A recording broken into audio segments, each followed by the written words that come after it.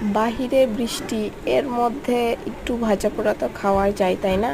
এই জন্য বসে বসে ভাবছিলাম কি করব। তারপর মনে পড়লো, ও ফ্রিজে তো চিকেন আছেই, তাহলে চিকেন ফ্রাই করে ফেলি। যেই ভাবা সেই কাজ, শুরু করে দিলাম চিকেন ফ্রাই বানানোর জন্য। সব কিছু রেডি, আস্তে আস্তে সব কিছু দিয়ে মাখাইয়ে রাখলাম। তারপর যা যা লাগে সব কিছু রেডি করলাম, করে চিকেন ফ্রাইয়ের জন্য, ভাজার জন্য রেডি হচ্ছিলাম।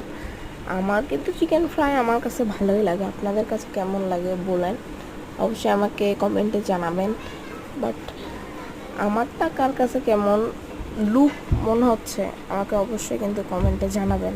চিকেন ফ্রাই মানুষ মনে করে যে বাইরেরটাই মজা, বাইরেরটাও মজা, বাড়িরটাও মজা, বাট একটু ঝামেলার কাজ, এই জন্য মানুষ বাসায় বানাইতে চায় না, বাইরেই বেশি কিনে কিনে খায়। বাট আমি অনেক কিছুই বাসায় বানাই।